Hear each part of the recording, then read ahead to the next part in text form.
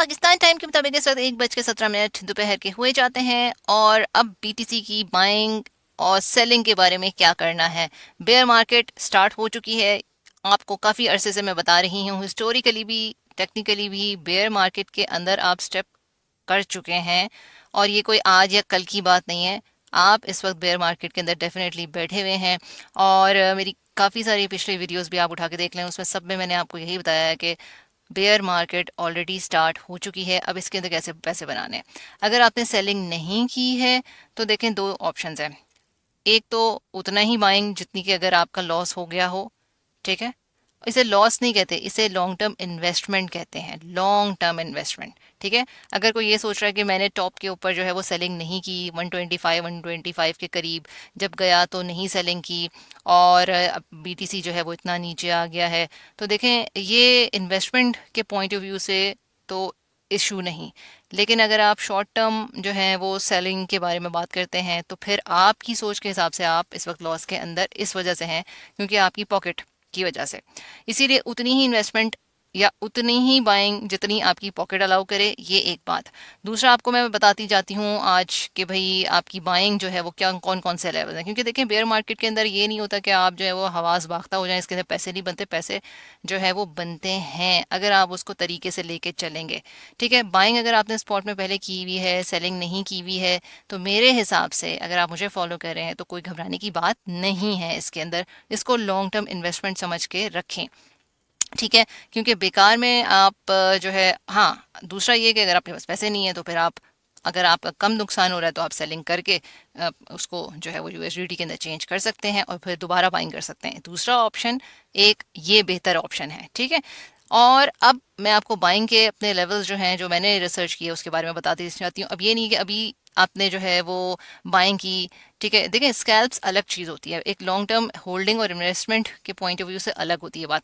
बिल्कुल, अगर के जो है वो एक ट्वीट वगैरह जो सामने भी आ रही हैं कि भाई इंजेक्ट किया जाए लिक्विडिटी मार्केट के अंदर, अगर कि कल लिक्विडिटी यानी मनी जो है गवर्नमेंट ने इंजेक्ट कर दी, ठीक है, तो फिर बीटीसी ऊपर जा सकता है। रिस्क एसेट्स के लिए बहुत अच्छी खबर होगी, लेकिन ये तो तभी पता चलेगा जब कि वो लिक्विडिटी कल अगर करेंगे। अब आपको पता है कि कैलेंडर जो है वो फॉरेक्स कैलेंडर, इसके अंदर डेट्स वगैरह होती हैं, तो कल का एक इंपॉर्टेंट डे है जिसके अंदर वॉलेटिलिटी बिल्कुल एक्सपेक्टेड है, ठीक है। न्यूज़ आएगी, इसको देखा करें, 6:30 बजे की भी न्यूज़ है। इसके अंदर नॉन फार्म एम्प्लॉयमेंट चेंज कल 11 फरवरी है, आज 10 है, ठीक है।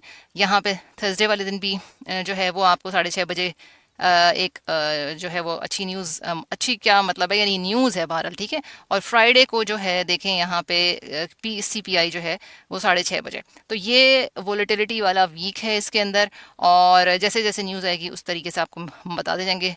वेनसडे भी, थर्सडे भी और फ्राइडे भी वोलेटिलिटी एक्सपेक्टेड है। तो जब वोलेटिलिटी एक्सपेक्टेड है तो यहाँ पे जो है ऑब्वियसली ऊपर नीचे प्राइस जा सकती है, ज़रूरी नहीं है कि ऊपर ही जाएगी। मैं आपको बाइंग लेवल्स इसलिए बता रही हूँ कि देखें, बेयर मार्केट के अंदर आप इन्वेस्टमेंट के पॉइंट ऑफ व्यू से सोच रहे होते हैं और आपके लेवल्स क्या होने चाहिए। अगर आपने अभी बाइंग 60 पे बाय की है तो आप अच्छे प्रॉफिट के अंदर हैं। आप ये देख सकते हैं कि भाई इस वक्त जो CME गैप है वो भी पड़ा हुआ है यहाँ 80 के करीब, ठीक है। ये आपको वो बताया हुआ है कि पहले जो CME गैप है वो ऑलरेडी अभी फिल नहीं हुआ है, जो कि फिल होता है मोर देन 90% चांसेस होते हैं। अब कभी कभी ये होता है कि भाई कोई रह भी जाता है तो वो काफ़ी अरसे के बाद जाके फिल होता है, लेकिन ज़्यादातर जो है वो विद इन अ वीक के अंदर हो जाता है। लेकिन हमेशा तो ऐसा पॉसिबल नहीं है, कुछ ना कुछ CME गैप रह जाते हैं, वो फिर बाद में लेटर ऑन होते हैं। जो CME गैप इस वक्त प्रेजेंट है वो 80 के करीब है, 82 के करीब है। वो जाहिर है वहाँ पे जाने के इस वक्त चांसेस हैं कि BTC वहाँ जाए 85, मैक्स 88 89 के करीब, और उसके बाद जो है वो वापस आए, ठीक है। क्यों? इसलिए कि आप इस वक्त बेयर मार्केट में बैठे हुए हैं और बहुत कम ऐसा है कि चांसेस हैं कि भाई ये 1 लाख या उससे अबव जो है मतलब चला जाए। देखें, जा भी सकता है अगर कोई न्यूज़ आई, वो न्यूज़ ट्रंप की या कोई गवर्नमेंट न्यूज़ आई तो। अदरवाइज अभी तक ऐसी कोई न्यूज़ नहीं है, ये आज की अभी की बात है। ये नहीं कि कल आप ये बोल दें कि भाई अगर कोई गवर्नमेंट ने कोई एक्शन ले लिया या कोई ऐसी चीज़ हो गई तो फिर डेफिनेटली चेंज होती है, क्योंकि ये मार्केट ही ऐसी है जो न्यूज़ रिएक्टिव मार्केट है, जो मैंने हमेशा से बताया। अब BTC, अब मैं तो आपको अपने बारे में सजेस्ट कर सकती हूँ कि कब मैं सोच रही हूँ कि भाई ये इतना तो जाएगा, अंडर 50 पॉसिबिलिटी काफ़ी है जाएगी। ये नहीं कि कल चला जाएगा, परसों चला जाएगा, आज चला जाएगा, ठीक है, ऐसा नहीं है। Under 50 investment point of view, investment point of view की बात कर रही हूँ। इथेरियम 1100, 1000 से भी नीचे, ठीक है, ये इन्वेस्टमेंट। इंपॉर्टेंट चीज़ क्या है? इंपॉर्टेंट चीज़ ये है कि जब आप पार्ट्स में कहते हैं कि बाय करें तो सेलिंग भी पार्ट्स में करनी चाहिए। ठीक है, और क्या मतलब इसका? इसका ये मतलब कि अगर आपका 1100 से नीचे आया तो आपने थोड़ी सी बाइंग की, फिर आपका 1130 पे आया, 1100 के ऊपर आ गया, 1100 से नीचे आ गए, 1050 पे आ गए, 1030 पे आ गए। अब ये अपने हिसाब से आप ऊपर नीचे इसमें प्राइस कर सकते हैं, ज़रूरी नहीं है 30। अब 1032 के ऊपर आपने ले लिया, 1035 पे ले लिया, 1000 से नीचे जाएगा, 1000 से नीचे भी जा सकता है। ऐसा नहीं है कि 1000 ही बोला है तो 1000 पे ही बस सुई अटक गई, 900 पे भी जा सकता है। ठीक है, अंडर 1000 के चांसेस भी हैं, 1100 के तो चांसेस हैं ही, अंडर 1000 के भी चांसेस हैं। सोलाना सोलाना 35, ठीक है, 35 अंडर 40, 35 अंडर 30, ठीक है, अंडर 30 भी हो सकता है। तो देखें ये जो बीटीसी है, जैसे हम कहते हैं कि भाई 5,000 10,000 ऊपर नीचे हो जाता है, ठीक है, हो जाता है ना जब वोलेटिलिटी आती है। तो इसी तरह से जो ऑल्ट्स हैं उसके अंदर भी इसी तरह से यही है। अब जब इथेरियम अंडर 1000 जब जाए तो आप उस वक्त सोलाना की प्राइस देखें, उस वक्त एक्सआरपी की देखें, उस वक्त देखिएगा कि इनको आप बाइंग करें। लेकिन ये नहीं है अब इसमें कितनी बाइंग करनी है, अगर $1000 हैं, $500 हैं या फिर $2000 हैं, तो उसमें आपने कैसे बाइंग करनी है उसके पार्ट्स बनाएं कि भाई इतना बीटीसी के अंदर रखेंगे। ठीक है, 50% बीटीसी में अगर आपने रखना है, इथेरियम में 50% रखना है तो इथेरियम का आप देखेंगे। अगर आपने 30% बीटीसी में रखना है, 50% आपने रखना, तो ये इस तरह से आपने खुद अपने हिसाब से जो है वो 2000 को डिवाइड करके चलना है।